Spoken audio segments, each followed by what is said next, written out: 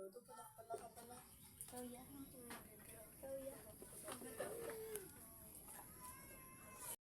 sa inyong lahat. Magandang umaga po, ma'am. Ako'y nagagalak na makita kayo sa ating klase ngayong araw. Ako nga pala si Binibining Geraldine Sibog, ang inyong gurong tagapagsanay. So dahil dyan, dadalhin ko kayo sa ating panibagong masayang talakayan sa ating klase ngayong araw. Handa na ba kayong lahat? Handa na po. So bago natin simulan ng ating klase, sisimulan muna natin ito sa isang panalangin. So Grace, pamunuan mo ang ating panalangin. Classmate, are you ready to pray? Yes, we are. Let us pray. In the name of the Father, and the Son, Maraming salamat, Grace. So bago tayo magsimula, maaari bang pulutin ang mga basura at isaayos ang mga upuan? Opo, ma'am. Tapos na ba ang lahat? Yes, ma'am. Maaari na kayong umupo. Meron bang lumiban ngayon sa ating klase? Wala. Mabuti naman at kumpleto kayo ngayon. Sa puntong ito, bago natin tuklasin at alamin ang magiging paksa ng ating talakayan ngayong araw, atin munang balikan ang ating tinalakay noong nakarang araw. So, anong ating tinalakay noong nakarang araw? Ma'am. Yes, Angel? Tungkol po sa likas na yaman ng mundo. Magaling. So, anong likas na yaman ng mundo ang ating natapos na? Ma'am. Oh, yes, Jade. Natalakay na po natin ang likas na yamang lupa. Ano pa? Ako, ma'am. Karagdagan po sa mga isinasagot nila, nabibilang din po sa ating likas na yamang lupa ay ang bundok, talampas, kapatagan, at burol. Magaling! Lahat ng inyong sagot ay tama. So, handa na ba ang lahat sa panibagong kaalaman na dapat ninyong matutunan? Handa na po kami, ma'am. So, bilang panimulang gawain, mayroon ditong pinadalang mensahe sa akin galing kay Dora. So, kilala niyo ba si Dora? Opo, ma'am. Kung gayon, aking babasahin ang kanyang mensaheng ipinadala. Binibining Sibog, magandang araw sa iyo. Ako ay lubos na nagagalak na mabasa mo ang mensaheng ito. Ako ay hihingi sana ng kaunting tulong upang matukoy kung anong mga larawan ang nasa loob ng envelope. Pupuntahan kasi namin yan ng alaga kong si Boots sa susunod na araw. Sana'y matulungan niyo ako. Maraming salamat. Nagmamahal, Dora. So, naunawaan niyo ba ang mensaheng ipinadala sa atin ni Dora? Opo, ma'am. Bukal ba sa inyong loob na tulungan siya? Opo, ma'am. Opo, ma'am. So, magaling. Kung gayon, meron ako ditong dalawang envelope na naglalaman ng mga iba't ibang larawan. Ang gagawin niyo lamang ay tutukuyin kung ano ito at ipaliwanag base sa inyong obserbasyon. Maliwanag ba ang lahat? Yes, ma'am. Ngayon, maaari niyo nang umpisahan.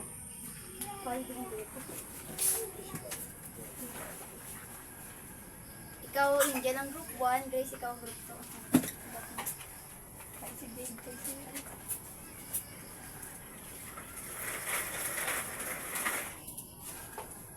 Tapos na ba ang lahat? Wala pa, ma'am. Okay na, ma'am. Apa! So, maaari nyo nang ipresenta ang inyong gawa. So, pangkat una, pangunahan mo. Magaling, pangkat una. Bigyan natin ng 3 padyak at 3 palakpak ang pangkat una at sabay-sabay sabihin, you did a great job! You did a great job! Magaling.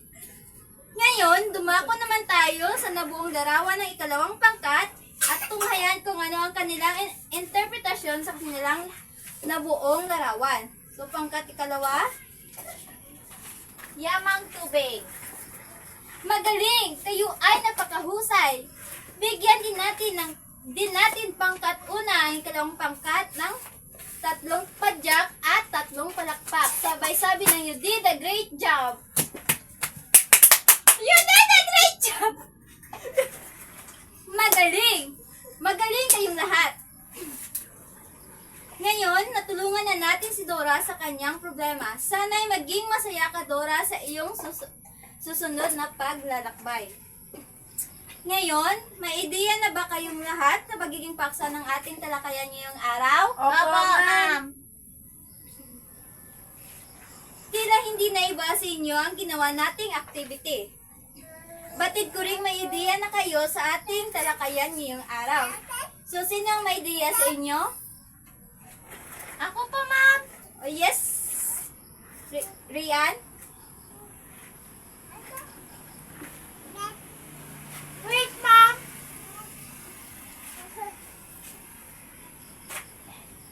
Yes, Rian?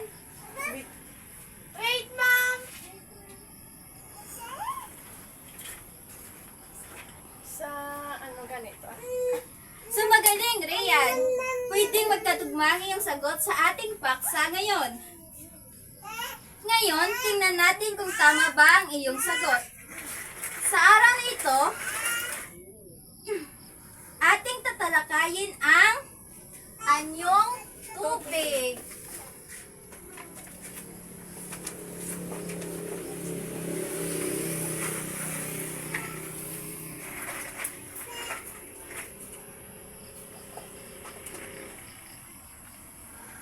Pamilyar ba kayong lahat sa anyong tubig?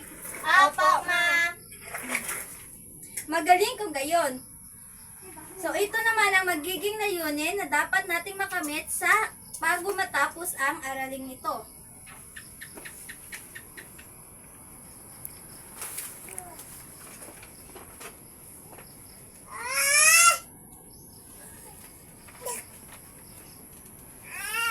Sinong makakabasa? Ako po. Yes, Grace? Sa pagtatapos ng aralin, ang mga mag-aaral ay inaasahan. Una, nasusuri ang iba't ibang uri ng mga anyong tubig. Kalawa, natatalakay ang mga paraan ng pangangalaga ng mga anyong tubig. Ikatatlo, nakanagagawa ng isang posters tungkol sa pangangalaga ng yamang tubig. Maraming salamat, Grace. Ngayon, sa dakong ito ay meron akong ipinaskil ng mga salita sa aking pisara. Meron tayong column A, o hanay A at hanay B. So sa column A, ang mga salita ang bibigyan ninyo ng kahulugan ang nakapaloob dito. At sa column B, dito nyo ilalagay ang inyong sagot. Maliwanag ba? Yes, ma'am. So sinong makakasagot sa una? Ma'am. Tumayo kayong dalawa at sagutan ito.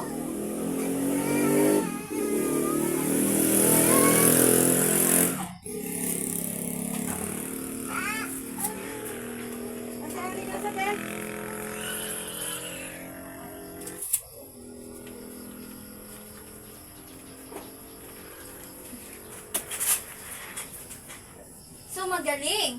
Natukoy nyo ang tamang sagot. So anong ibig sabihin ng barriers? Adlang! So anong ibig sabihin ng biodiversity? Nagsisimula sa salitang bio na ang ibig sabihin ay buhay at diverse, na ang ibig sabihin ay samot-sari. So ano naman ang ibig sabihin ng ekosistema? Pamayanan ng komunidad ng mga bagay na may buhay at walang Upang buhay. masigit ninyong maunawaan ang paksang ating tatalakayin, sa araw na ito, mayroon akong inihandang mga letra o jumbled letter kung saan susubukin ninyong buuin upang matukoy ninyo ang paksang ating tatalakayin. So, sinong makakabuo? Ako, ma'am. Yes, Gerlin?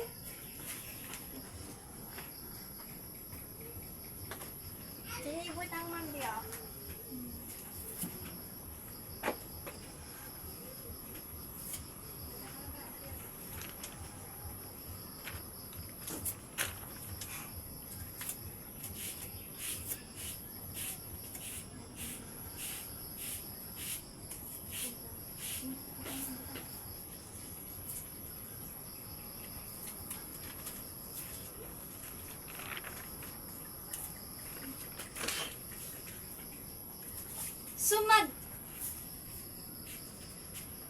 Sumagaling. Ngayon, ang araling tatalakayin natin ay tungkol sa iba't ibang anyong tubig. So ngayon, ating simulan ang ating talakayan. So ayon sa noip.com.ph, ang anyong tubig ay, pakibasa,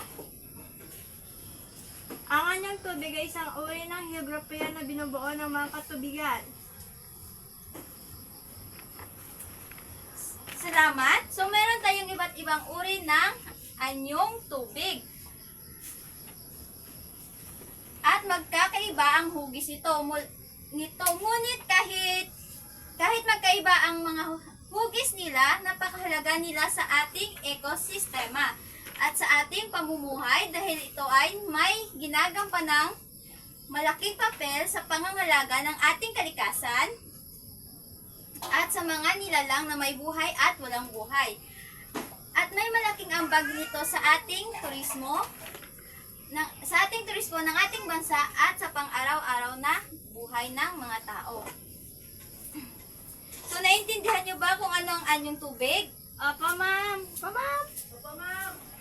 Magaling! Dahil naintindihan ninyo kung ano ang anyong tubig. So, ngayon, dumako naman tayo sa kung ano ang mga iba't ibang uri ng anyong tubig. Ngunit bago natin umpisahan ang ating talakayan kung ano-anong mga uri ng anyong tubig, sino ang makapagbigay ng halimbawa kung ano-ano ang mga anyong tubig at ang maaari ninyo makita sa ating kapaligiran? Ako po, ma'am. Yes, Jan. Isa sa mga anyong tubig na aking nakikita sa ating kapaligiran ay talon po. So, ano pa? Ma'am, ako ma'am. Yes, Michelle? Isang halimbawa ng yung tubig na makikita sa amin ay ang batis po.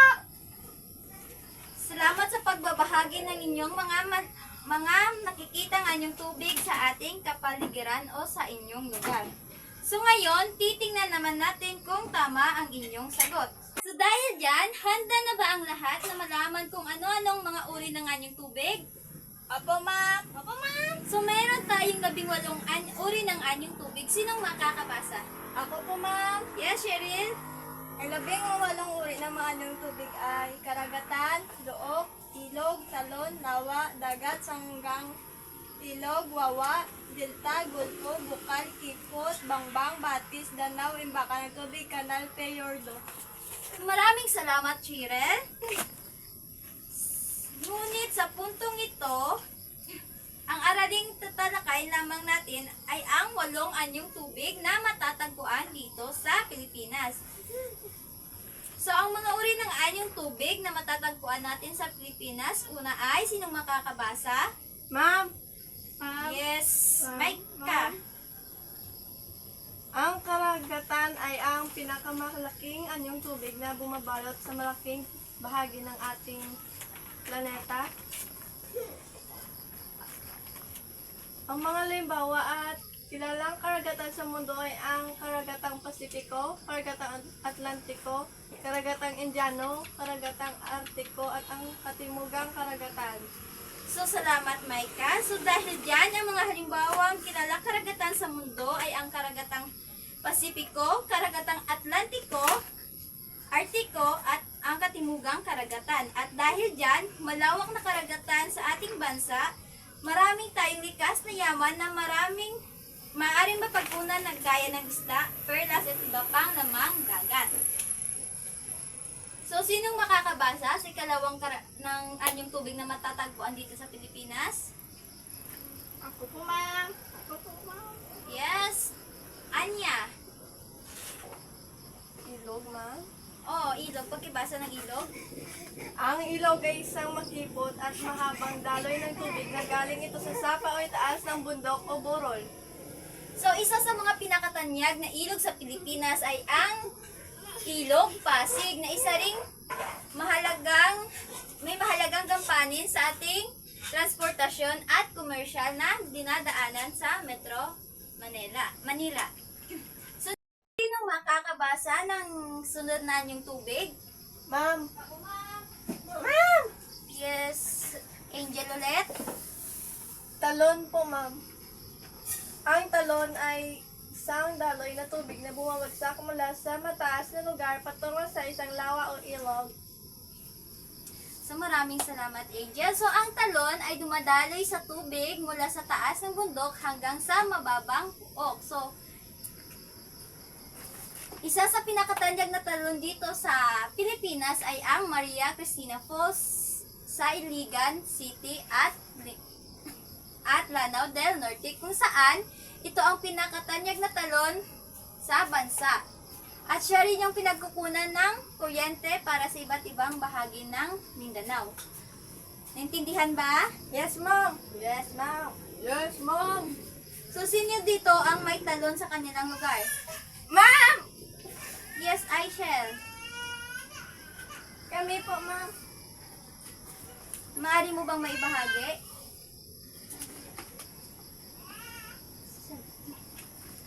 Opo, ma'am. Pwede po, ma'am. So, maraming salamat, Aisel.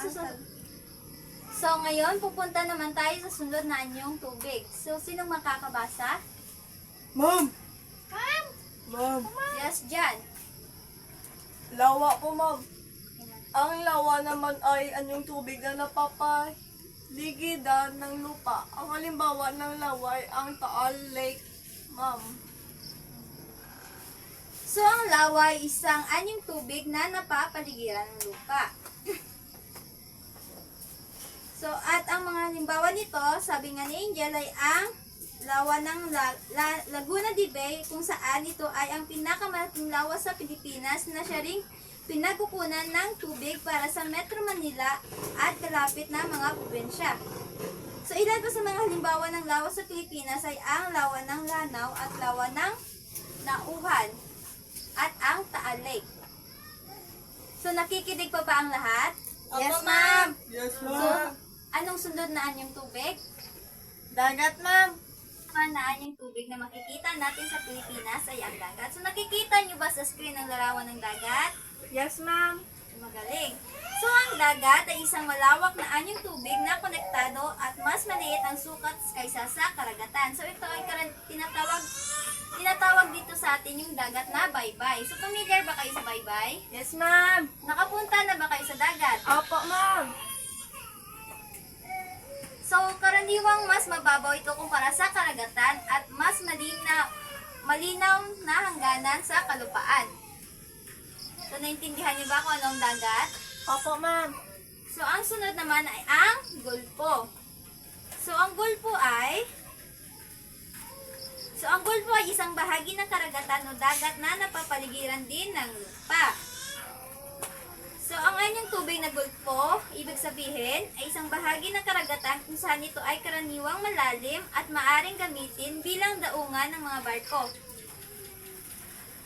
So, ilang halimbawa dito ay ang gulpo ng Leyte at gulpo ng Lingayen. So, ang sunod na anyong tubig ay Bukal. pakibasa. Ma'am. Ma'am. Yes, Michelle. Ang bukal ay isang natural na paglabas ng tubig mula sa lupa. Magaling. So, maraming salamat, Michelle. So, ang anyong tubig na bukal ay isang klaseng tubig na maaring malamig o mainit depende sa kanyang pinagmulan. So, naintindihan niyo ba kung anong bukal? Yes, ma'am. Ma'am. So, ngayon, dadako naman tayo sa huling anyong tubig na meron dito sa Pilipinas. So, nakikita niyo pa rin ba sa larawan kung anong itsura ng sunod natin na anyong tubig? Ito ay tinatawag na Look o Bay. So, familiar ba kayo dito? Yes, ma'am. So, ang Look o Bay ay nagsisilbing daungan ng mga sasakyang pandagat. Maalat ang tubig sapagkat nakadugtong ito sa karagatan. So, ang mga halimbawa nito ay ang Manila Bay, Subic Bay, at ang Batangas Bay. So, ang bawat anyong tubig na aking binanggit ay nakikita nyo rin, di ba, sa larawan? Opo, ma'am. So, maganda ba itong puntahan? Yes. Okay. So, ngayon, naintindihan ba ninyo at masuri ang 8 anyong tubig na meron dito sa Pilipinas? Opo, ma'am. Opo, ma'am.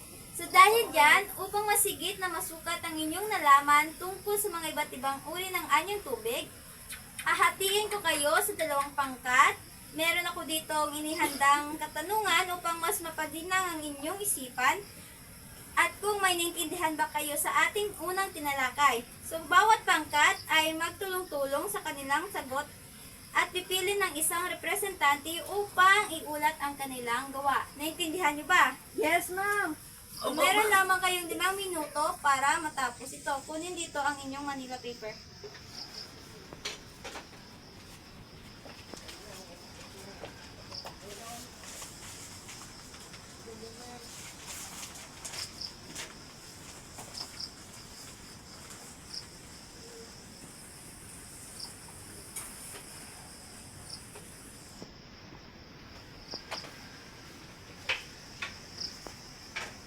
So, tapos na ba ang lahat? Opo, ma'am. Okay na, ma'am. So, magaling. Kung gayon, ipaskin ang inyong mga gawa sa pisara at iulat na. Group 1.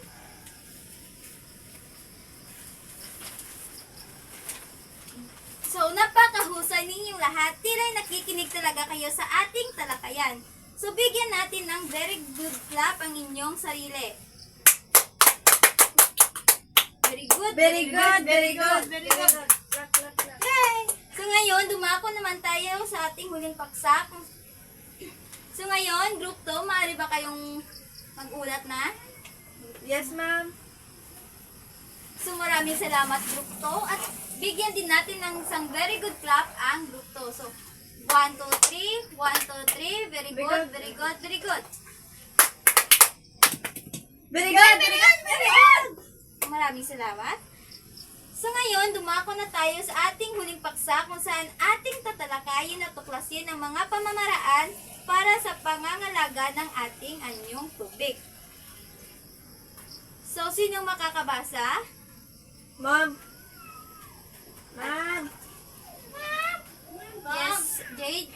Ang mga iba't ibang uri ng anyong tubig, kagaya ng karagatan, dagat, ilog at iba pang anyong tubig ay ang lugar na pinanggagalingan ng ating mahalagang pangailangan. Dito na nanggaling ang mga... So, maraming salamat, Jade. So, ang mga iba't ibang uri ng anyong tubig, kagaya ng karagatan, dagat, ilog, lawa, gulpo, bukal, look, ay pinanggagalingan ng ating mahalagang pangangailangan dito tulad ng mga isda, hipon, ano pa? Limango, ma'am. Ano pa? Asin, Tapos, ano ba? meron pa ba? Perlas, Kabibe, ma'am. lamang dagat, ma'am. Maraming salamat. Bukod pa dito, ang mga anyong tubig ay ginagamit din natin bilang daanan ng mga sasakyang pangtubig kung saan ito ay napakahalaga ito sa ating transportasyon. So dahil dito, maalagaan natin ito kung iwasan natin ang sumusunod. So sino makakabasa sa mga dapat hindi gawin para mapangalaga ng ating iba't ibang uri ng ating tubig? Ma'am, Yes, Sean? iwasan ang pagtatapon ng mga basura sa mga anyong tubig. Huwag manghuli ng mga isda. Na maliliit. Iwasang mga isda kapag ang panahon ng pangingitlog ng mga isda. Huwag magsayang ng tubig na kinukuha sa ating yamang tubig. Huwag natin gibain ang ating mga natural na yaman, lalo na kapag ito ay hindi naman para sa pangangailangan, dahil sapagkat dapat natin itong pahalagaan o pangalagaan. So maraming salamat, Sean. So ang mga anyong tubig ay may mga malalaking papel sa pangangalaga ng ating kalikasan. So ang mga ilog, lawa ay nagsisilbing pugad ng iba't ibang uri ng mga halaman at hayop na nagbibigay ng balanse sa ating ekosistema. So ang mga talon at karagatan naman ay nag-aambag sa pagpapanatili ng saribuhay o biodiversity na tinatawag na mahalaga upang maging maayos at maunlad ang galing sa kalikasan, kaya dapat natin itong alagaan at ingatan. So, naintindihan nyo ba? Opo, ma'am. So, alam niyo na ba ngayon ang mga hindi dapat gawin sa ating anyong tubig? Opo, ma'am. Opo, ma'am. Okay. So, ngayon, ngayon, upang masubukan ang inyong natutunan para sa araling ito, magkakaroon tayo ng isang aktibidad kung saan ito ay papangkatin ko kayo sa dalawa at parehong grupo lamang tayo. So ngayon ay guguhit naman kayo. Lahat ba ay marunong gumuhit? Yes, ma'am. Opo, So magaling kung gayon. So sa puntong ito ay may gagawin kayo. Ito ay tinatawag na, sino makakabasa? Ma'am, Yes, Daria. point me if you're care me. So basahin mo ang panuto. Gumawa ng isang poster slogan tungkol sa pangangalaga sa ating likas na yamang anyong tubig. Ang inyong gawa ay basihan sa isang kriteria o mechanics. So basahin mo ang mechanics. Mechanics, nilalaman, kalinisan, pagsasamahan, kabuuan. Puntos, 25, 15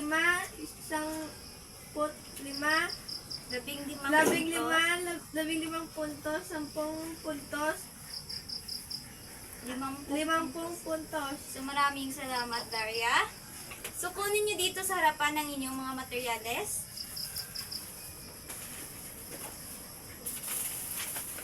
So meron lamang kayong 5 minuto para matapos ito. Naintindihan ba?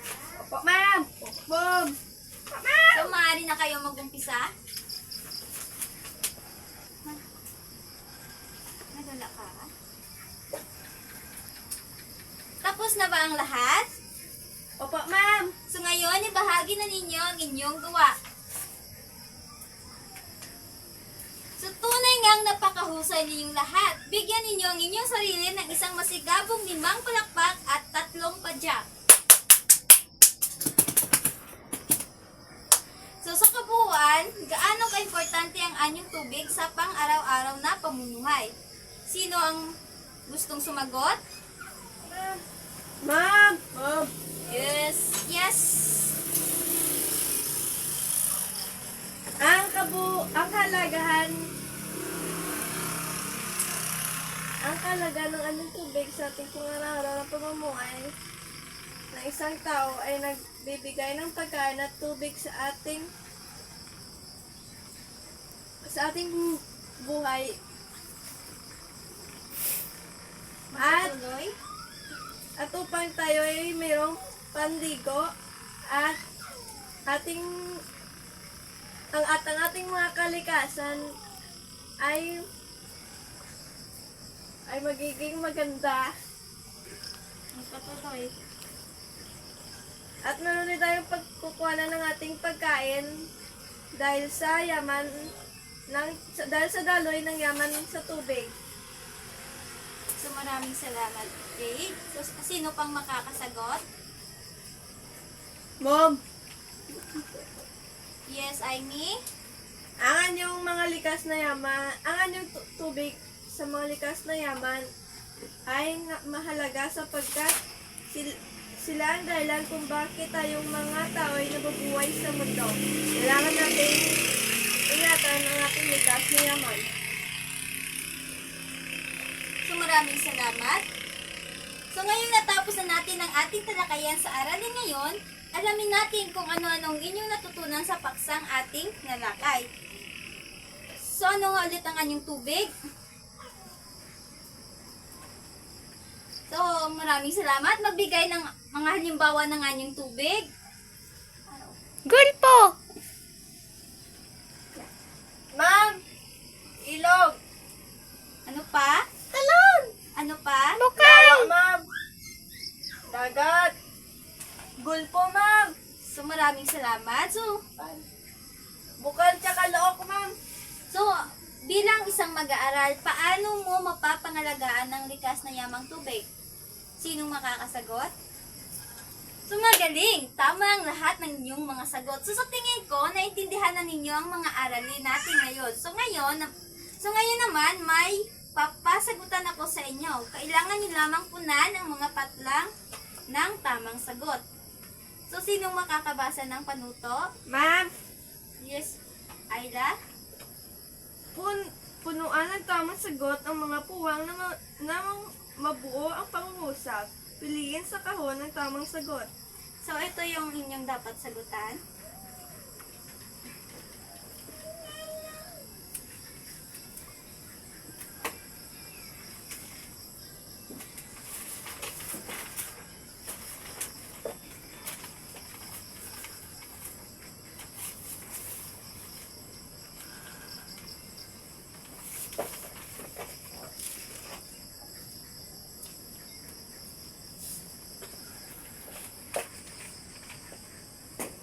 Maaari na kayo mag-umpisa.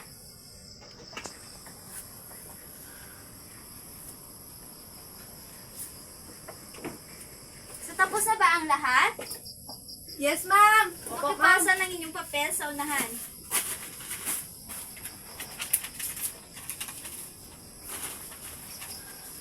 So, ngayon, dadako na tayo sa ating takdang aralin. Kunin niyo ang inyong mga kwaderno at isulat ang nasa panuto. Sino makakabasa muna ng panuto? So, ito yung panuto. Upang higit na masukat ang inyong nalaman ukol sa iba't ibang uri ng anyong tubig, ikaw ay gumawa ng isang malayang tula tungkol sa pangangalaga sa anyong tubig na nakabatay sa ating tinalakay ngayong araw. So, naintindihan nyo ba? Opo, ma'am. So, maraming salamat. So, maraming salamat sa inyong pakikinig sa ating klase ngayong araw. So, ngayon, tapos na po ang ating klase at sagutan nyo lamang inyong mga takdang aralin upang may ipasa kayo sa susunod nating pagkikita. So, naintindihan nyo ba ang lahat? Opo, ma'am. Ngayon, maaari na kayong lumabas. Dismiss na kayo. Bye,